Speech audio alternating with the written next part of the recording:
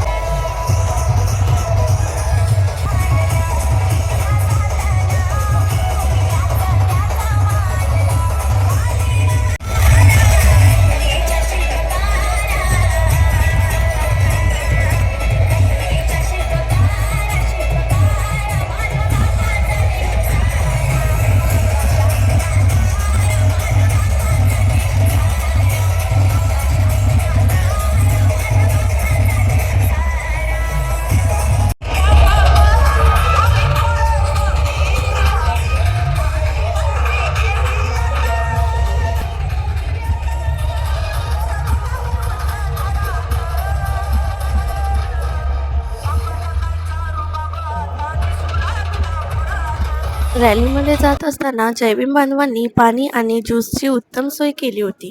ही केवळ सेवा नव्हती, तर एकमेकांप्रती असलेली आपुलकी आणि बांधिलकी होती. बाबासाहेबांच्या प्रतिमेकडे जाताना सातारा ब्रिजमधून जाण्याचा अनुभवही खूप खास होता. त्या क्षणी सगळ्यांच्या मनात एकच भावना, अभिमान आणि आदर.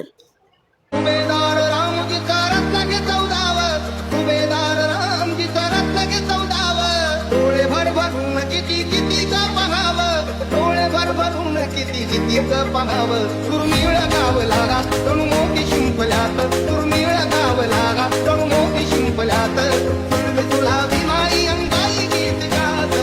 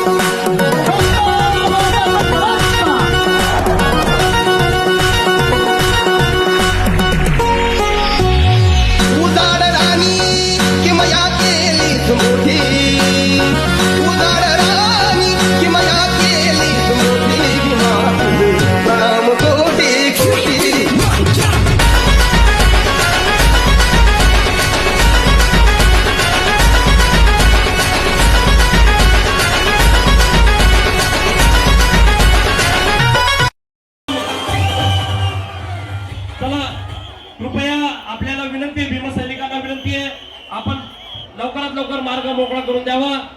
डॉक्टर बाबासाहेब आंबेडकर, माता रमाई आणि भैयासाहेब यशवंत आंबेडकर यांचा सजीव देखावा या ठिकाणी आपल्याला दिसतोय.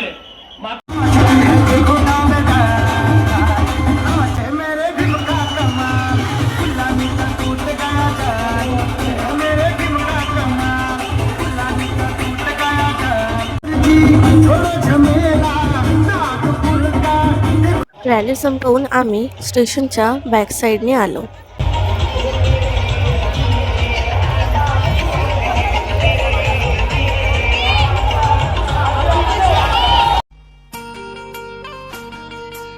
त्यानंतर आम्ही फ्रंट साईडला गेलो.